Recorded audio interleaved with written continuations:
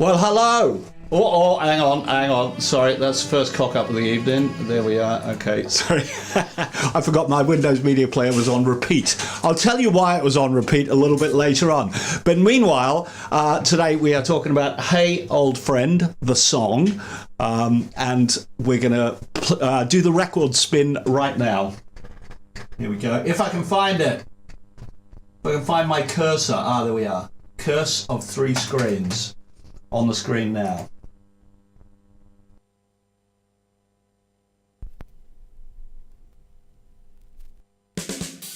Hey, old friend, it's good to see your face again. How you been lately? Was it really 68? Hey, young man, that's how it was, baby, way back when. The ministry man still tips his hat and says we were great. Oh yeah, I buy a camper van and grow my hair really long. Yeah, we're gonna start a band and write a top 20 song. When George will drop on interstate, let's try violins like yesterday. Hey, old friend, it's good to see your face again. It's been such a long time. Was it really 79? Hey, young man, that's how it was, baby, way back when. Well, that's what they tell me. It must have been a hell of a time. Oh yeah. Yeah, we're so much smarter now. We never make those same mistakes. Yeah, it's time to take a bow and wallow in our lucky break. And finally over the feud of the blood. But PG singing, here comes the flood. Here comes the flood. A flood of memories that were surely lost at sea are washing over everything that's been and is to come. Do I dare to light this fuse? Do we even get to choose? Like the rabbit from the bowler hat who just refuses to go back.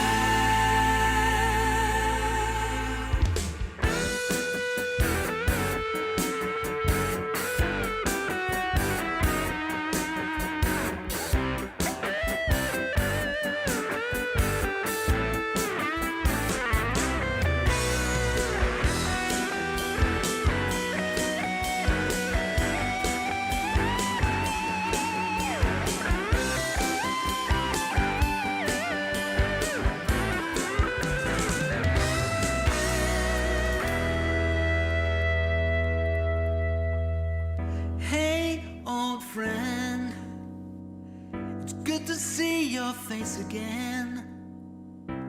It's been such a long time. Was it really 79? Oh yeah. Oh yeah. Oh yeah.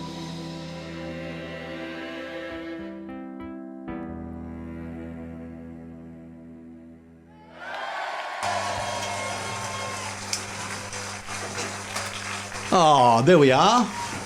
Another massive round of applause. We seem to get that same massive round of applause every week. Yes, Kerry is here, but she's a little bit camera shy. I know Ingo is saying, let's see Kerry, because I can hear there's a slow clap. Anyway, that's her hand there, so that proves that she is there, because my hand is definitely not as well formed as that one is. It's a misspent life of playing guitar, I think. And funny enough, talking about Kerry, she's been up in the attic. She has clearing out a whole load of stuff. And while she was clearing out a load of stuff, she found a box of really old stuff from the 90s. And in that box of old stuff was a letter from Jim saying, very nice to meet you, and let's get together for a rehearsal for the upcoming shows. This will be 93, this was, and a set list. So I wonder if you might like to see it. First of all, here is the letter from Jim up on screen. Typed it is, although he has very good handwriting. So, yeah, rare and wonderful delight to meet you yesterday. What do you consider to be the best Kink single from the 60s? You really got me? Sunny afternoon? Dedicated follower of fashion? I think I would have to plumb for Autumn Almanac. Well, that's the serious business out the way. Now to the trivia. Enclosed are 2 tapes of the songs we intend to playing live. Hope you can bear with the naffness of some of the earlier stuff. Well, we all like the earlier stuff, don't we? Anyway, we'll phone you either at this weekend or next Monday to suggest a day for you to come over, meet John, and have a little rehearsal. Owen will choose a few songs, of course. So there we are. I'm going to go back to me now. And so, if my memory serves me right, we never really did have a get-together with just John and James and me. The first get-together we had was a proper rehearsal with the whole band. And the band at that time was Paul Cleaver on drums, Dave Goodyear on bass, a Jam on percussion, keyboard player. Trying to think what the keyboard player's name is. Someone there will know what the keyboard player's name is, because he was the guy that played with in the Andy Davis band, who was their great Hammond player. But a great keyboard player all round. And John and James and myself. I think that was it. Yeah, that would be it, wouldn't it? Yeah. So there we are. And also we have, of course, a set list from those times. It's all kind of quite interesting. Well, it would be interesting if I hadn't gone to the wrong place. Oh, there we are. I'm back. So sticking it up on screen, this was the set list. And quite interesting it is too. Of course, This World's For Everyone album was out at the time, so that's what we opened with, This World's For Everyone. Into Intimate. Do you know, I do not remember that song, but we obviously played it. Lines is there, Hold On. Perfect Hostess. I don't remember playing that either. If I Had You, Wreckage of a Broken Heart, All Right With You Baby, Work Together, like that song, it's a good song that. Boots and Shoes. Boots and Shoes very much in the way that ended up on the Stackridge album those few years later. The Beatles cover Hey Bulldog, which I seem to remember Hey Bulldog kind of started off as one of our encore numbers, but we obviously pulled it into the set. Cold Tea, All the Love in the World, but the This World's For Everyone version. Young and Russian, which should of course be included in Putin and Trump the musical, really, shouldn't it? I'm sure we could find a place for it if we ever expand it. If there's enough call for it, maybe I can persuade the Korgis to perform Putin and Trump the musical, and we'll put Young and Russian in it. Then of course everybody's got to learn sometime. Show Me. Oh yeah, I remember that one. Mount Everest Sings the Blues, a good old favourite. One Life, and then encores of Dumb Waiters, I Just Can't Help It, brilliant. And then, believe it or not, the final encore of If I Had You. And that's certainly not the way that we would do the set these days. We would never leave If I Had You as an encore number. It would always pretty much be in the main set. There we are. Okay, I'm going to come back to me. But yeah, interesting little bit of trivia there. I wondered what had happened. I remember that letter quite well. I remember having the tapes. The tapes are probably somewhere. And yeah, doing that set list, we definitely changed it around a little bit, because I remember Mount Everest Sings the Blues at one point was definitely an encore song, and in fact it ended up on some of the releases of This World's For Everyone with the live version when we playing guitar on it. Yeah, so that's one of the versions that I've got at home. I've got 2 versions of that album. But yeah, that's good fun. Good fun to actually see that coming back. Do you know what? We have a competition question. This is one thing I have actually forgotten to do. I've actually forgotten to do the picture of of the competition. So I'm very sorry. So you're going to stick with me, and I'm going to read the competition out. Now, we're getting really stuck for prizes, and actually, I think Paul G pointed out that, Colin, we reckon you actually won last week's competition. But Elaine was reading it out, and I don't know whether she got confused or she told me in a confused way or something like that, and I thought it was Paul G. But I think, Colin, you won the competition. So you can have any CD of your choice if you want a CD, that is. But if you can think of something else that you would like, because you basically have most of the things that we've ever produced, you've gone and bought, sometimes in duplicate or triplicate. So it's hard to find you something. So you've got to stop winning these competitions, Carl. Stop winning. This week's competition, should we say, let's give away T-shirts this week. Now, we don't have those T-shirts like 40 years of the Korgis. People go, hey, can I buy one of them? No, I think the things that we have United Nations, but we have it in, I think, almost 3 colors. We've got 2 different shades of darker blue, and then we've got a light blue one as well. We've got Cartoon World in 2 different colors, some black ones and some cream ones. And then we have, of course, Time Machine.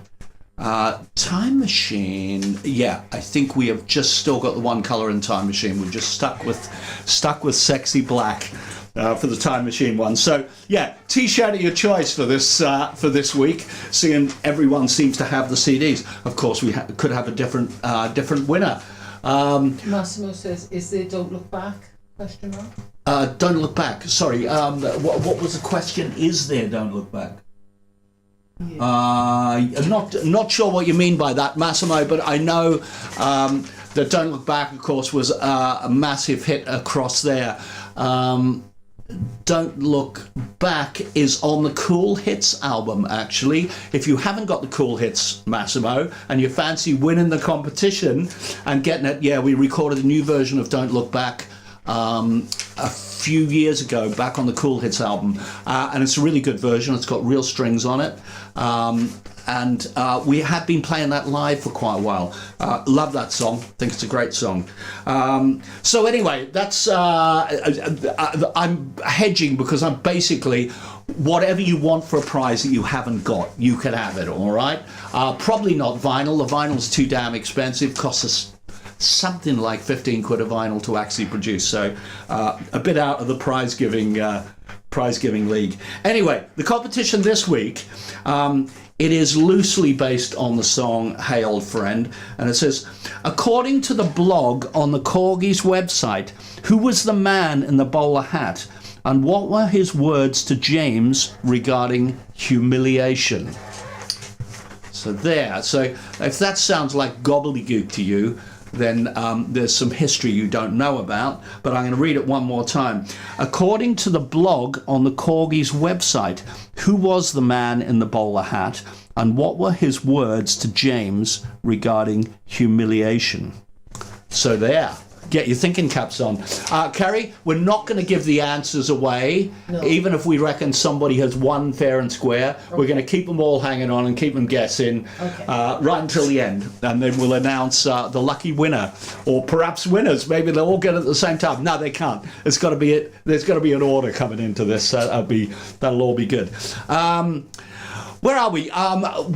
We've been getting together with a few people this week. I got together with James and John earlier in the week. We did a little bit of recording of videos and stuff, and we recorded a few messages, but I'm not going to show you that one yet. I think we'll wait until the news for that. But just leading into the talk about Hey Old Friend, we had a few people in over the last few weeks, just before my album was finished, recording Putin and Trump the musical. And so I'm going to stick this up on screen. And here we go. The special guests that you will see on screen are Jambo the dog, who was Danielle's dog, of course, Danielle herself, and Sean, who was playing the part of Trump on my gig in January. And then we got a little bit of the video for Good Old Days of the Cold War with the new version of it with saxophones on and stuff, and with me singing the main verse and Sean doing the Trump parts. So I think let's play you that video and we'll see what you think of it. Here we go. We're here in the studio with Jambo, and we're doing backing vocals. Jambo's been helping us. Jambo's been very good at the backing vocals. Danielle wasn't bad either. Well, you know, they take dogs on planes now for emotional support, so I've started bringing them to the studio for harmony and backing vocal support. He got me through the trauma. Got you through the torture. The torture, the trauma. Yeah. Thank God for Jambo. Yeah. Yeah, So man. we've just been recording some stuff for Alienated Nations and also Putin and Trump the musical. Ooh, yeah. Hey, what do you say? Yeah. How about that high one you did? The Let's get back to the good old days of the Cold War. It's quite enough of that, I think, isn't it? In my comfort zone. Yeah, Yeah. bye. Whoops. And here we are in sunny, snowy, Sunny, snowy Caerphilly. carefully. Yes. And what have we been recording today? We've been We're recording. doing 3 songs Yeah. about Donald Trump and Putin on the Ritz. And it doesn't take a genius to figure out that we've been recording Putin and Trump, the musical. And so I am Putin, and you are? I'm Donald Trump, the best Donald Trump ever. He's the greatest Donald I'm the Trump. greatest Donald The greatest, and I'm the greatest Putin. There's only one Putin. There we go. Stay tuned. Stay tuned. Let's get back to the good old days of the Cold War, when you never knew who was sleeping under your bed. Who was sleeping under your bed? This one's gonna be so much better than the old war. This time we're really gonna paint the town red. Does my bomb look big in this? Big enough for an anarchist. Your little bomb looks good on you, and size don't matter if you believe that's true. Mine will fly 10,000 miles. We don't need them 'cause we got smiles, and you got pipelines I can see for miles and miles and miles.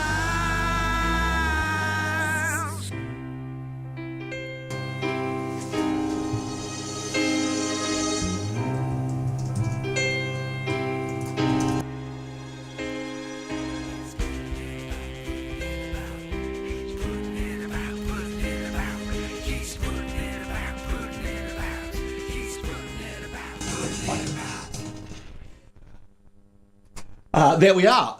Yeah, love those. Love the saxes on that. It reminds me a little bit of the Pink Panther. Reminds me a little bit of the Beatles, like Honey Pie and all of those sort of things. At that point, that George Martin was doing all the Beatles things at the time. So yeah, great fun doing that, and Sean, of course, doing a marvelous job as Mr. Trump. And there is some really funny moments where he's just got some of Trump's inflections off. We're not intending to do the thing really in character for the whole thing. That Sean worked a little bit on the voice, and then between us we worked on some of the things that he might say. And so, you know, as you hear the album, which has arrived, but we didn't get here today until quite late, and all the other units were closed, and I delivered the CDs to a different unit. Some of the other supporting things have arrived. Hang on, I'll show you something. Like these. Ta-da! You know, the stickers that we stick on the back of CDs when we send them out. Well, I thought, well, we should have one for Alienated Nations, wouldn't we? So, yeah, they're the stickers that are going to go on the back of the CDs when they arrive. And I believe the posters for the inserts are arriving tomorrow. So as soon as that is all there, we'll chuck them out on the post. And Paul G, yes, I will chuck your parcel with your CDs and the post at the same time. We'll get them out quick, smart. So very good. What are we going to say? I'll just say that. That was easy. Yeah. So, Hey Old Friend. Hey Old Friend was one of the songs, we did 2 writing sessions with John Baker. The first one was with the 3 of us, John, James, and myself. And Hey Old Friend comes from that session, which I think we did that, and I can never remember which order it is. The 4 songs I know were Coffee in New York, Another Perfect Day in Saint-Tropez, Hey Old Friend, and there's one, oh yeah, of course, One Way Ticket. Yeah, One Way Ticket. And I can't remember which was which, but I do know that Hey Old Friend was the 3 of us in the room at the same time. Because I think John said, I've got this idea, and I went, hey, old friend. And we worked a little bit on that chord sequence because it's a wee bit strange, I think.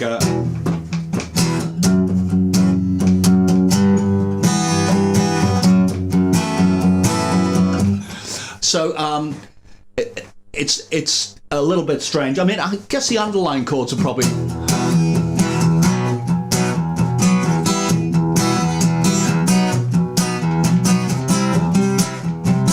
And that's probably where we started, but we then kind of changed bass notes a little bit and changed the odd notes in the chords to make them feel perhaps a little bit more classical, that sequences. In fact, there's a few little funny classical sequences in there.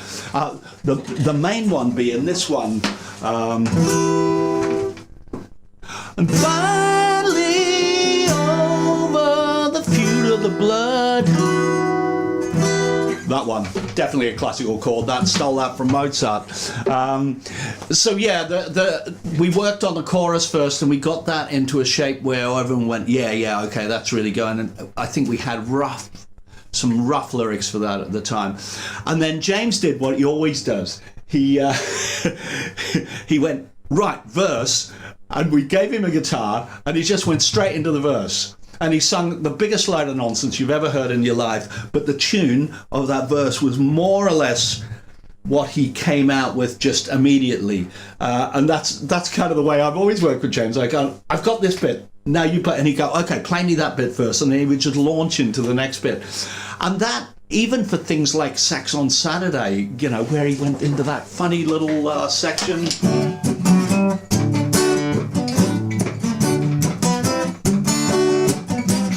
Weird section in the middle, completely different key altogether, and then we slammed back into it the way it was.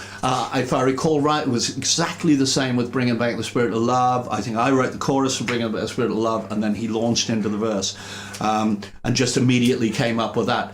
So that, hey, we're so much smarter now, we never make the same mistakes. That was James's tune. I think later on, I think this is, again, invariably what happens. He went, now all it needs is Al Steele to write a great lyric for it. And so essentially, we got all of the musical bits together, and we had the chorus and most of the words for the chorus. And we talked about what it might mean. And initially, John was just thinking, it's someone you haven't seen for a long time, you know, someone you bumped into in the park, haven't seen for 30 years or something. And you just kind of start remembering all of those things that you had together. But I think it was my idea where I said, yeah, hey, but what about if it's someone looking in the mirror? They're looking in the mirror and they're kind of remembering how they were 40 years ago or something like that. And so I took that, and I took a lot of the history of the Korgis and the history before that of Stackridge and tried to get it into the song as much as I could. And so there's some interesting little bits in there, you know, references to Peter Gabriel, you know, references to all sorts of stuff in there. And so I think the first verse is set in 68, I think it is, and that was kind of, I think, was it the year Stackridge formed or somewhere or other? I think that's why I picked 68. And so that first verse is pretty much about Stackridge, and the second verse is more about the formation of the Korgis and how that kind of all came about. And then the middle eight is a kind of a weird thing altogether, and it was something I wrote, the middle eight, and it was something that I just thought maybe it could go here. And it's a sort of tune that would be written on a keyboard We got Danielle to sing it. We wanted a real departure in the middle of it. The flood of memories that are surely lost at sea. If you imagine that played on a piano, dun dun dun dun dun dun dun dun dun dun dun dun dun dun dun dun. So I wanted that section to be really different, and of course then we slam into the guitar solo, which is really just back to the chorus with the guitar, and end on a kind of reminiscing kind of thing. So that's the story of it. That's how it came about. It was a real group effort of different people pitching in different ideas and different stuff. I think all the rest of it, other than the middle eight, was written in the room with the three of us all together. So a great time, and we did 2 songs in that first day, and then we did another 2 songs in the second session. If I remember right, the second session was Coffee in New York and Another Perfect Day in Saint-Tropez. So the first one then must have been One Way Ticket as the second song. And yeah, that sounds like it could be. You'll have to look on the credits to figure out whether I'm right or not.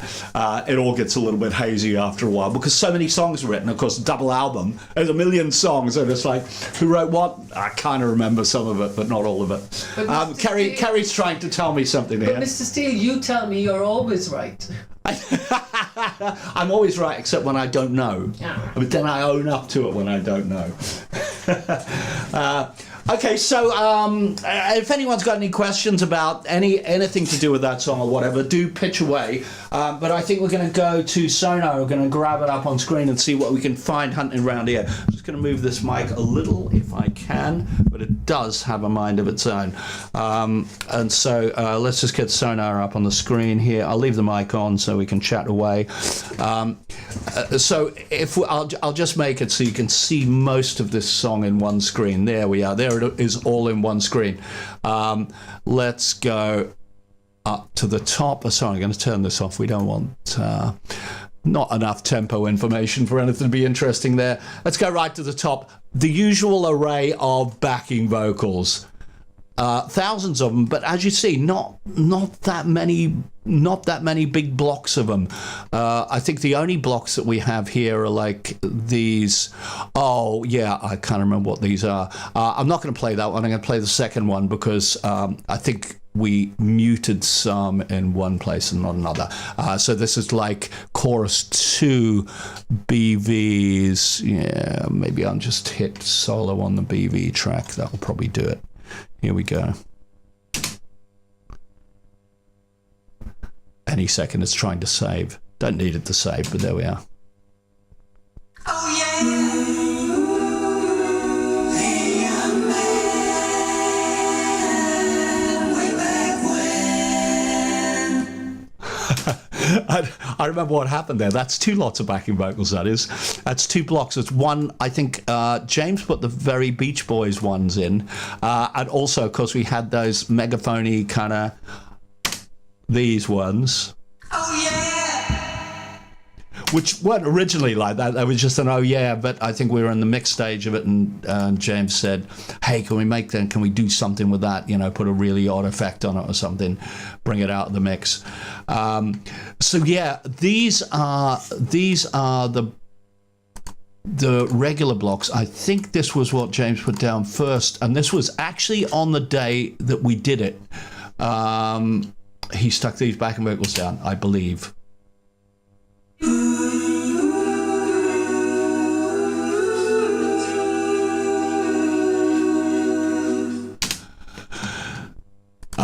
Which, in the context of the track, is quite Beach Boys. And then I stuck this other block on. So this is just me, I think. It will arrive any second. Hey, young man, way back when. And so actually that was destined to be on the first chorus, I think, and then James is on the second chorus. But in the end, what we did is we thinned out the first chorus, put very little onto it, and then used everything all at once in the second one. So once again, you get this idea. Oh yeah.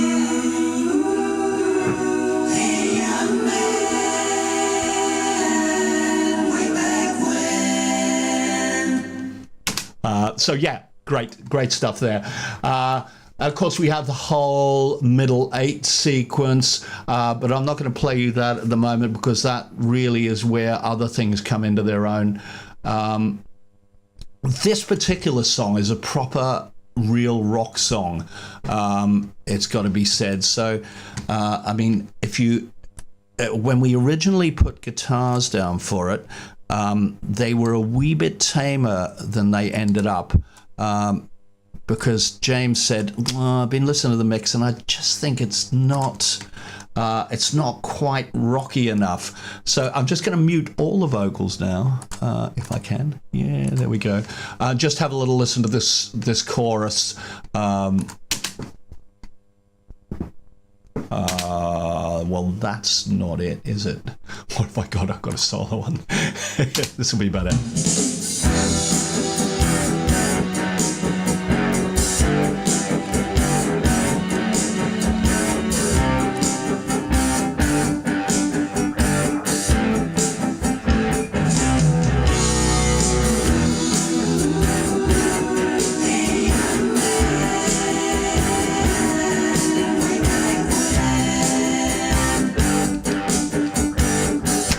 Etc. And in there, you might have noticed that strings all of a sudden crept into it. So yeah, it wasn't just those rocky sections. Let's go find our strings because there's a couple of really nice bits.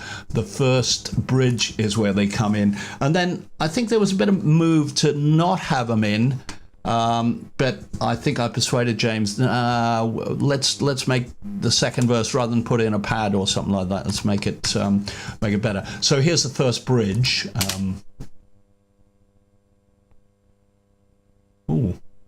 What's happening there? Okay, maybe. Yeah, okay, you see this curve down the bottom here. We've taken them out. Okay, so I'm going to negate that curve so you can hear what actually they would have sounded like if we used them.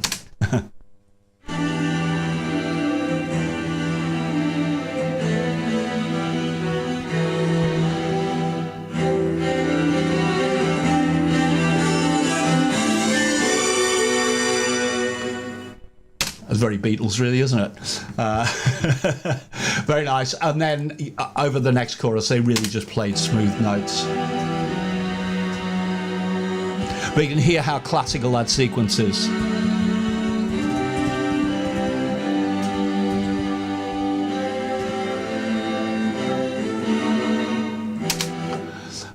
Great. And then let's have a look. I'm going to take all of the mutes off. We're going to put all the vocals on and just have a listen to this middle 8 because there's a few wee things going on in here that are quite interesting. And the whole thing is just a departure from the rest of the song. It's a flood of memories that were surely lost at sea, are washing over everything that's been. This little synth here. Do I dare to light this fuse? Do we even get to choose? Like a rabbit from the all I had. And strings. Refuses to go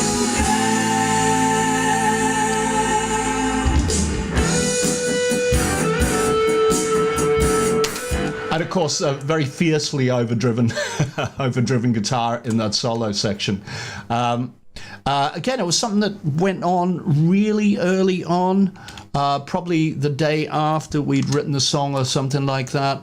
That really overdriven solo. I think originally we didn't have any delay on it. It was very much this sort of sound.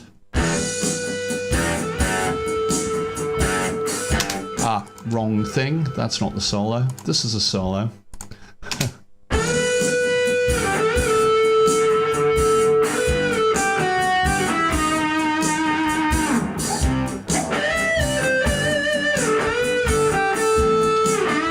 I always think of that as kind of a Brian May kind of sound.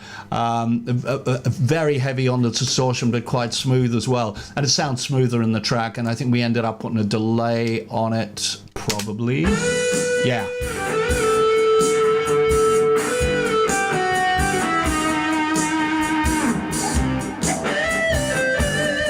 the track. Whoops.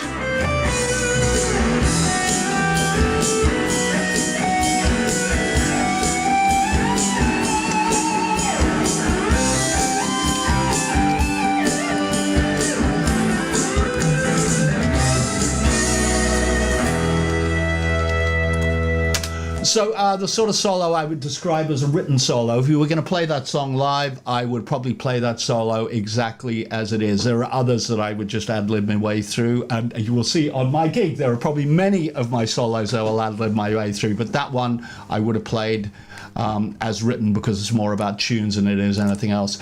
And then we have the tiny little outro section, which is quite interesting because it comes from, is influenced by two different songs.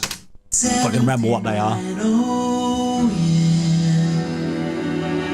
Oh,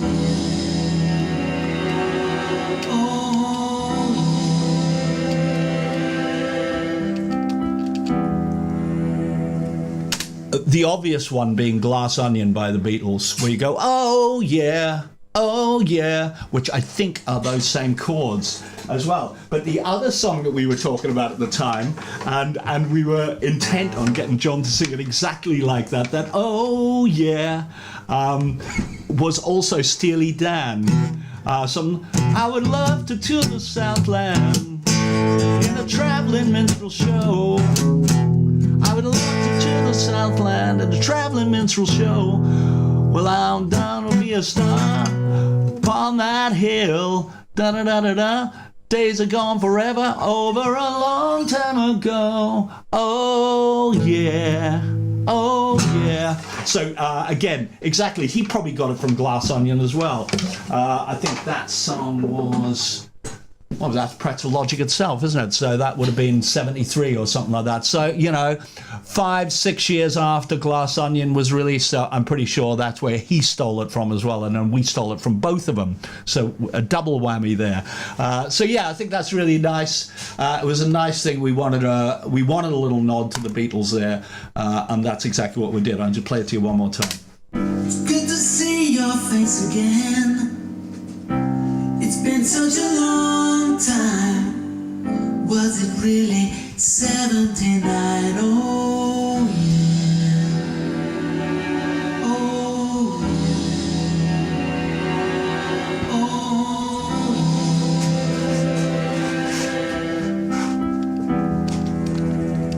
yeah. And particularly odd inversions on the strings there intentionally. They sound a bit like this in isolation.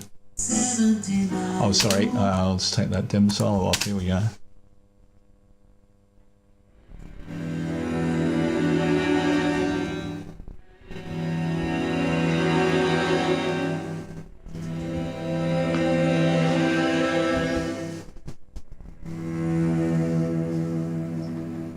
And a lovely note from Claudine right at the end there. Very good. So I think that's about the size of it. They're the main elements of the song. It's quite complicated chordally, but it's not very complicated musically. The instruments there's only a few instruments on there. There's a few guitars. I think one Wurlitzer piano, quite reminiscent of Supertramp, especially in verses. No, it isn't. It's the choruses. Dreamer.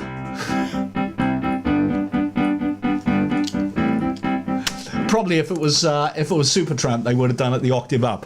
But we didn't want to rip them off too much. But that's how we kind of write things, and we have influences from it, and we're quite open about what those influences are, but we kind of often then twist them around a little bit, and obviously always kind of try and make them our own. So there we are. Hey Old Friend. It's a good one. It's a good one. I like that song a lot. Really enjoy playing it. I'm going to come down from to me now. Here we are, back there. I think I can shut sonar down. Yes, no, I don't want to save it. Thank you. There we are. Should we go back to our competition? Have we had many guesses, Kerry? Only two? so Only far. 2, and the 2 guesses were Colin and Paul, I believe. Yes. Ah, there we are. Okay, well, we're not going to tell anyone how close you are, just in case anyone else wants to have a guess. Put a wild card in and see what you think. Okay, I'm going to read the competition out again. So sorry we haven't got something up on screen. It feels like a tradition has been lost. We'll have to reinstate it next week. According to the blog on the Korgis website, who was the man in the bowler hat, and what were the words? What were his words to James regarding humiliation? Okay, so a couple of clues there that if people don't know and they want to go and check out what on earth we are talking about here, the blog on the website was, I think, called The Lost Stackridge Photos. And in there you'll see lots of photos with George Martin and Stackridge in the studio at Abbey Road, and then there's a whole story about this guy going down to Cornwall and searching and finding this old trivia shop up some dirt road where the proprietor is blind and he has to search through all the photos, and after hours and hours he finally finds these 5 photographs, which of course I have shared with you up on the website. And it was quite interesting that Mike Tobin, Stackridge's manager, came and went, well, I assume that the story is a load of old crap, but could I have those photographs, please? And I said, you did realise that they were photoshopped, and I actually just took Beatles photographs and stuck Stackridge heads on them and made the stories up. He never replied after that, so I think I upset him a little bit. He really thought that there were some lost Stackridge photos. But you would have thought, you know, in this day and age, if somebody had done a session with George Martin, everyone would have been snapping away on their phones. There'd be a million pictures from it, but I have not seen a single photograph from those sessions. And some must exist somewhere. Surely, you know, somebody must have took a snap of George Martin in the studio with the guys. You would hope so, wouldn't you? So anyway, and what was the other piece of information you might need to know is, of course, there was a Stackridge album called The Man in the Bowler Hat, which strangely enough had a girl on the front cover. So that was odd enough in itself, wasn't it? Girls. A girl in a bowler hat, yeah, even though the album was called The Man in a Bowler Hat. And that album was produced by George Martin, and there was a song on there called Humiliation, which James has been trying to saying that perhaps we should do it. I know for some people they say it's their favourite song, etc. Never been one of my faves, I've got to say. I always just thought it was a little bit too introspective, a wee bit too introspective, a bit like the version of The Best Thing You Can Do Is Love Someone that James wrote for the album. And I thought that was a bit too introspective as well. He agreed with me, which is why we then wrote the other bit of the song. But some of his song ended up as the middle 8, and it worked beautifully like that. So that was a good amalgamation. So yeah, that's the clues there. The blog on the website, the Lost Stackridge Photos, and The Man in the Bowler Hat, the Stackridge album, and the song Humiliation from that Stackridge album. Okay. So, anything I need to know, Kerry? Is there anyone asking any pertinent questions that I need to answer? No, I just don't quite understand Richard Nicholas's comment of pretzel logic. Pretzel Logic is a Steely Dan album. It's the third right. Steely Dan album, and that was a song that I played. I would love to tour the Southland. And quite fascinating, there's a great video with Donald Fagen going through a lot of the Steely Dan songs, and that one in particular, and him saying how they started out as regular blues songs, and all they did was mess up the chord sequence and put jazz chords in at the end of blues sequences, and eventually come back to where the blues sequences were. Worth looking at that. It's Donald Fagen and the keyboard player they had at the time, and I can't remember what his name was, but he's a big heavyweight jazz keyboard player.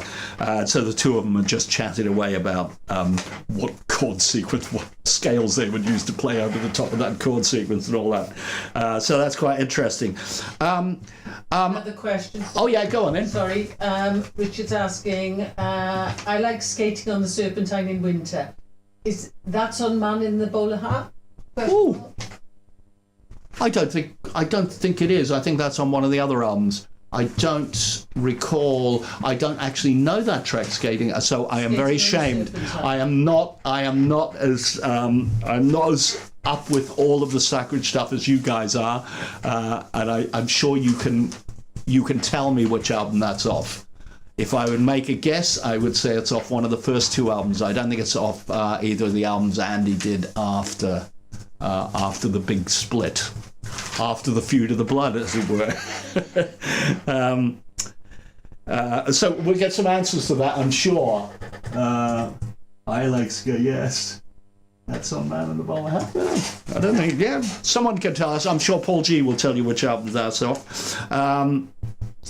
I think I'm going to play you a little something just before we send out these Alienated Nations. I'm going to play you a little video that I've been working on that has the Alienated Nations version of this song. This is In These Troubled Times. I'm going to have to find it. It might take me a tiny little bit of messing about. Might not. This question, I don't know where we are. Paul G knows. Yeah, what's he say? He said, no, Rick, that's Anyone for Tennis. That's the second album. There we are. Okay, I figured it would be one of those, either the first album or the second album. Here we go. In These Troubled Times, the Alienated Nations version. It's going up on the screen now.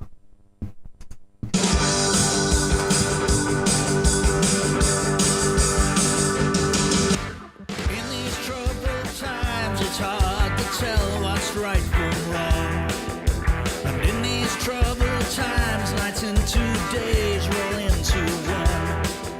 But freedom has been bought and paid by the many who have thought they gave up everything so we could have a choice.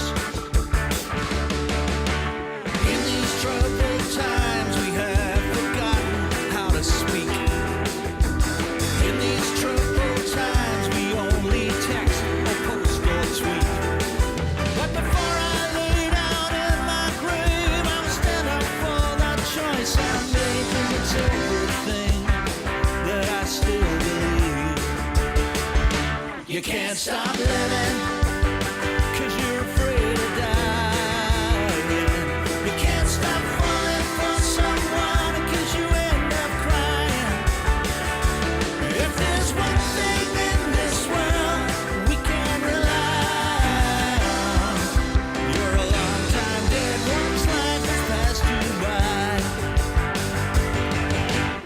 In these troubled times, believe the bullshit we are fed. And as the tales unwind, they string up hope and leave the dead. We must learn to look behind the sensationalist headline. It's the shadow now of what we once were. In these troubled times, it's hard to see behind the mask. In these troubled times, you're told, shut up, don't ask. Censorship is running wild. If you don't toe the party line, you better bolt the door. Yeah, history's been here before. You can't stop living 'cause you're afraid of dying. You can't stop falling for someone 'cause you end up crying. If there's one thing in this world we can rely on, you're a long time dead once life has passed you by. Yeah.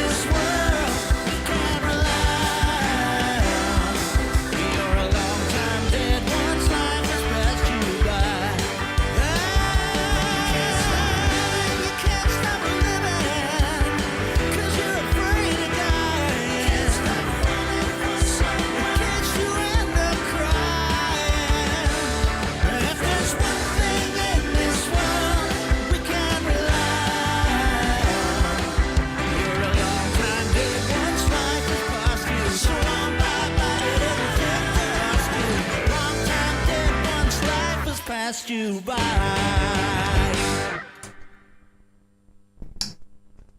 Yeah, love the end of that song. That's quite good. Kerry was saying she quite liked the skeletons there. Interesting. Yeah, Colin, you said you saw Stackridge with the Climax Blues Band supporting. Way after that, I got friendly with Pete Haycock from the Climax Blues Band, and I actually bought a guitar off him. Guitar was very much like the guitar that I use now, that Sunburst Gibson, but it was actually a 335. And I bumped into him somewhere. He lived in Stafford, and I was working in Stafford, and he took me down to his guitar room, which had about 50, 60 guitars, all vintage Gibsons and Fenders and Gretsch and all kinds of stuff. And he said, yeah, well, you want to buy a 335? He said, yeah, I've got about 3 or 4 of them here. He said, I can't give you that because that one was given to me as a present from the Marshall Tucker Band, and this one, I'm going to keep that for that. But I've got these other 3 that you can look at.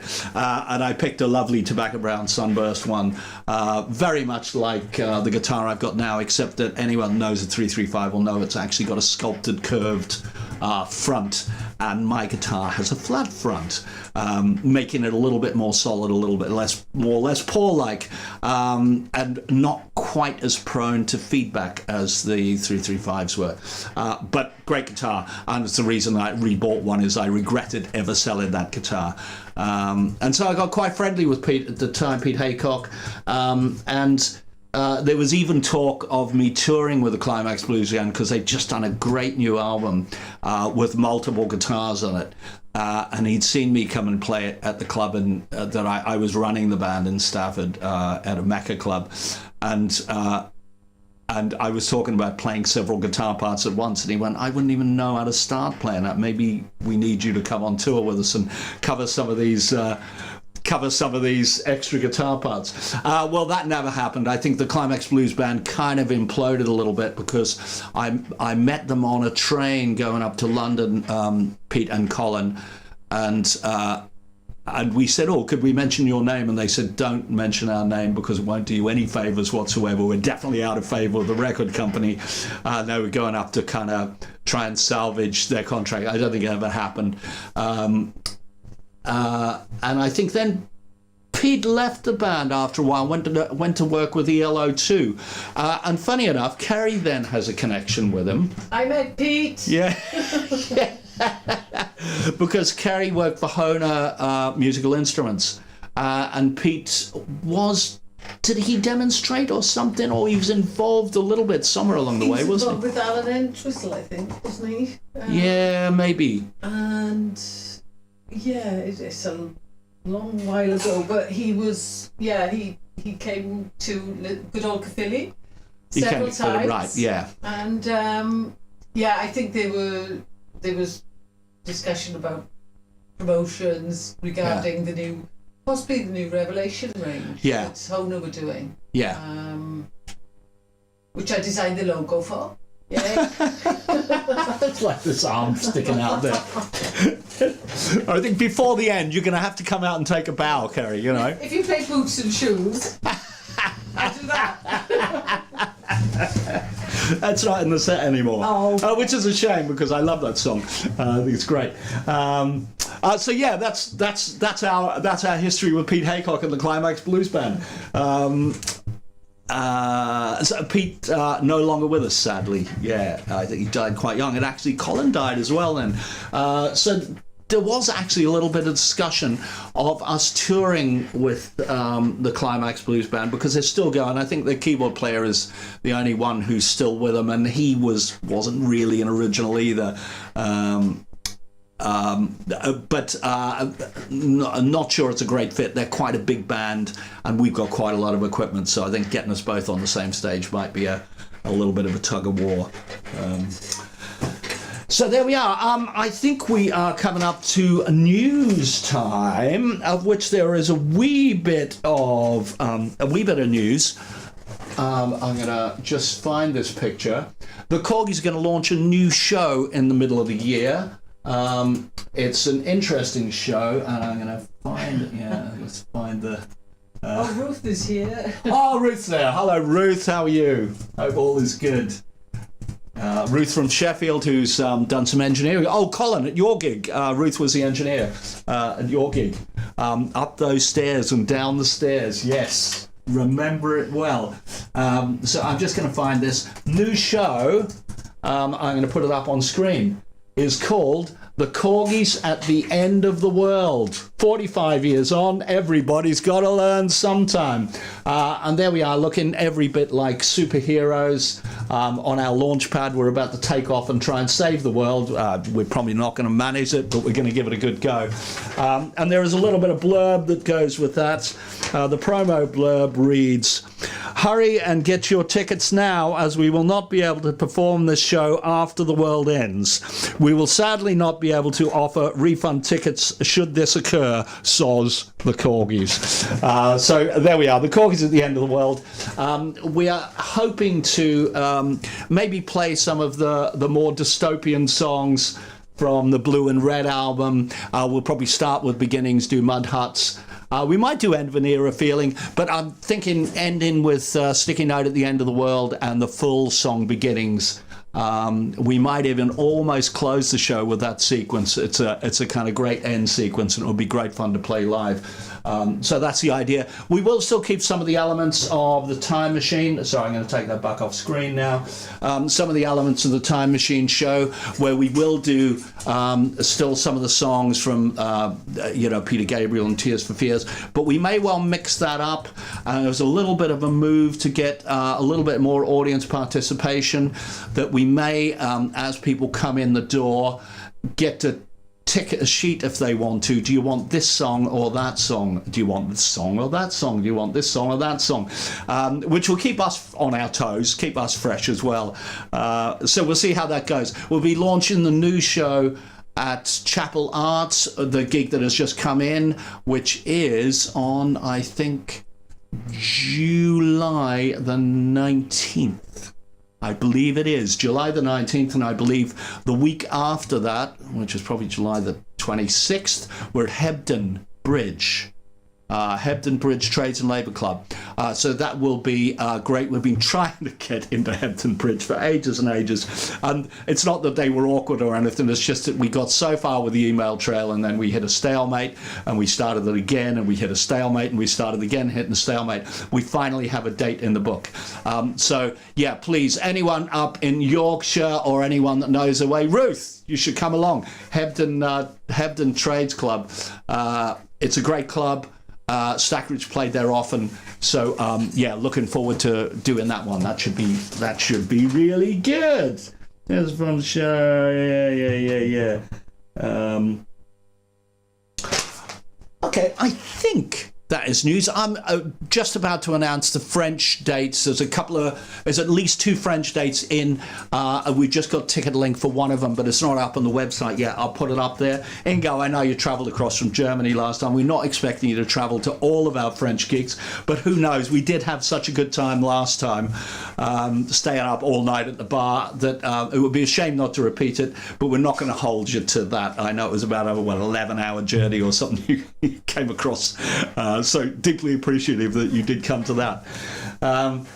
So I think that is all the news. I think next week we are going to be doing Sticky Note for the End of the World. James, oh no, I do have something else. James and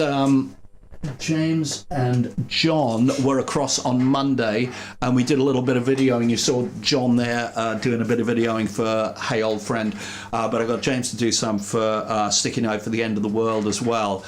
And I have ideas for the video for that, so I'll be frantically putting that together before next week's live stream. That'll be the last one before Christmas.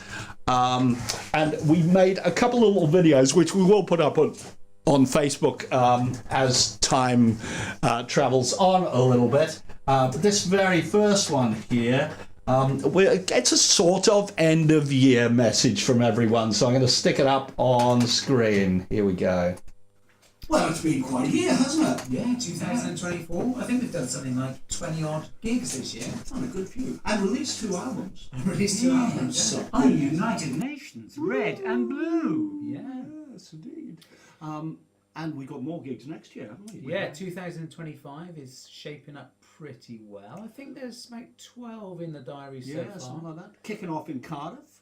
Yeah. Then in Rayleigh, Rayleigh and Essex. Rayleigh. Yeah. And we're even going to France for a few gigs. We are. Yeah. And we're playing at a jazz festival, Brecon Jazz Festival we're playing at this year.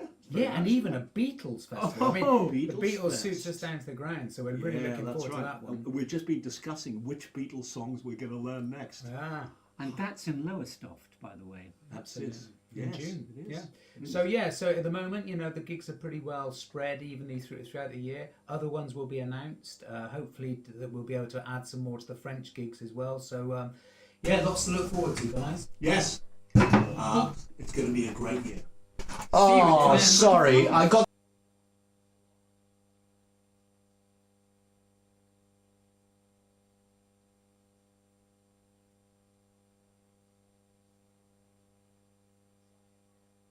Well, it's been quite a year, hasn't it? Yeah, 2024. It briefly went on. Like 20 odd gigs this year. It's on a good few. And released 2 albums. I released 2 albums. Yeah. Some On United Nations, Red and Blue. Yeah. Yes, indeed.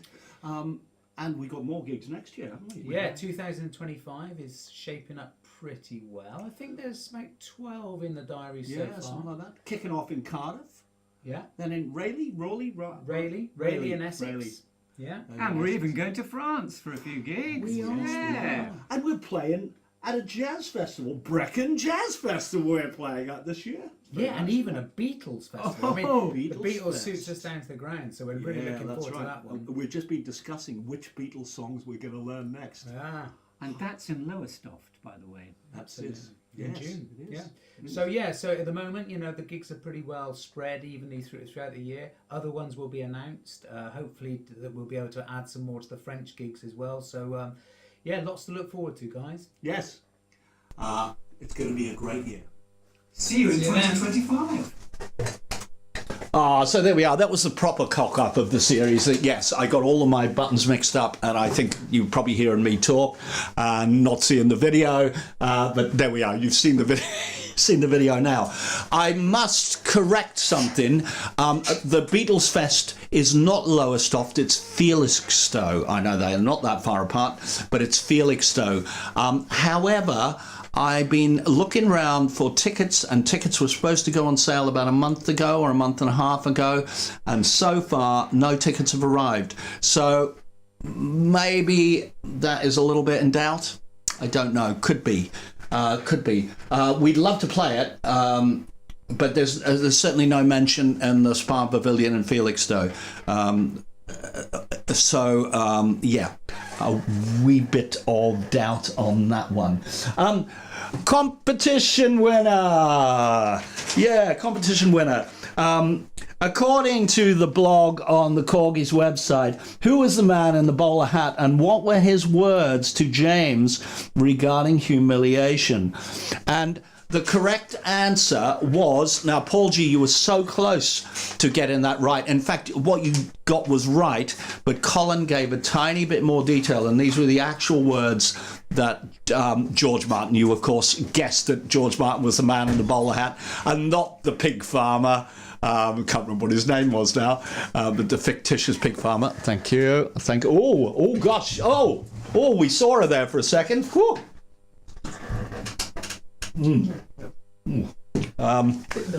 Very milky, yeah.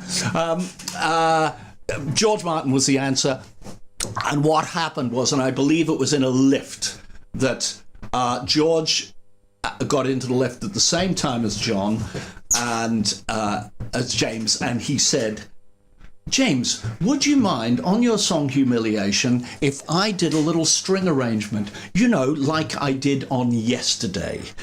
So that is the correct answer, like I did on Yesterday. Paul, you were absolutely right. He did do a string arrangement. He did a string arrangement for Humiliation, but his actual words were like I did on Yesterday.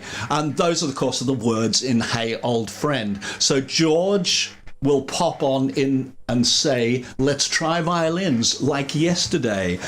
So they're the meaning of the lyrics there, of course. I may well do a little off the grid with lyrics on Hey Old Friend, because it is there are so many references here and there that it would be a good fun one to do. So I may well put that up on my website, the going off grid with lyrics. There we are. Congratulations, Colin. So you decide what you want. Yeah.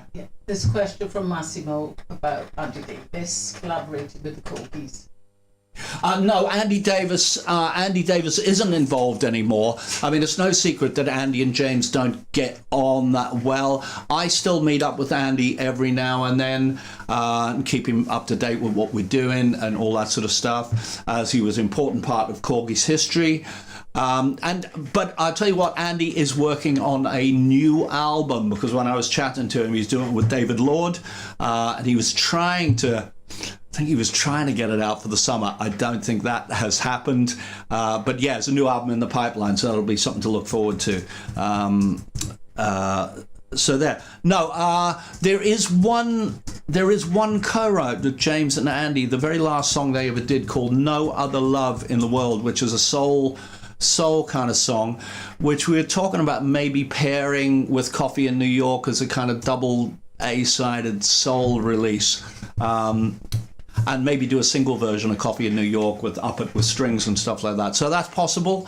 There is also, getting on with the news, there is also another an American album in the pipeline, which probably will just be it'll just be more or less a put-together thing with some songs of mine, some songs of Joe Matera, and the Korgis. So a kind of three-way split album out there. The only proper new track I think that would be on that would be they want a version of Everybody's Gotta Learn Sometime, and we would probably use the version that we do live as a starting point for it, because we have all the real strings for it and everything. So that would be the only thing that would be different on there. I'm not sure if anyone's got space for another version of Everybody's Got to Learn Sometime. Surely we've almost exhausted the supply of what we can do with it. But never say never. There's always another time. So excellent. Colin, talk to me. Let me know what can I give you? What can I give you? We'll have to find you something. If not, we'll have to make something new for you to have as a one-off or something like that. Okay. Join us all again next week. Thanks so much for everyone coming in. Carrie, is there any other questions that I should have answered? No. Okay. I don't think so. Okay. Paul's suggesting Hebden as a possible venue for the Korgis. Well, no, Hebden is where we're playing. He was suggesting Bridport. Bridport. Yeah, I know. Mutter works at Mutter does a gig at Bridport every now and then, doesn't he? So yeah, maybe there could be a good audience there for us. People who used to go out and see Mutter, maybe. And Ruth reassures us that although there are loads of stays, they've now put a lift in. Which may help. What at Hebden? Great. Yes. Excellent, because it used to be get the equipment in up the fire exit. Yes. A metal fire exit on the outside of it. Apparently. Oh, fantastic. Well, I can't wait to try out that lift. That'll be really good. Okay, so we have a new video for Hey Old Friend, which that's what we're going to play out with tonight. Thanks everyone for joining us. Kerry Darknell, you come and take a bow. Yes, she really does exist. So she really does exist, and she's looking very nice as well, because we're going out after this. We're going out for something to eat. Yes, we are. There we are. Okay, I'm going to leave you with the video for the brand new video for Hey Old Friend, if I can find it. Yes, finding it now on screen. Hey, old friend, it's good to see your face again. How you been lately? Was it really 68? Hey, young man, that's how it was, baby, way back when. The ministry man still tips his hat and says we were great. Oh yeah.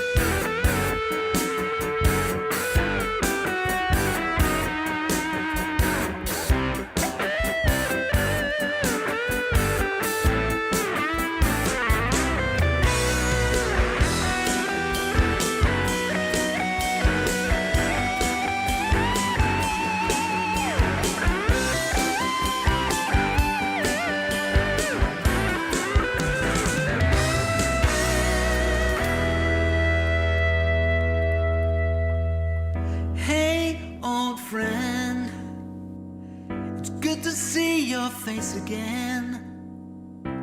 It's been such a long time. Was it really 79? Oh.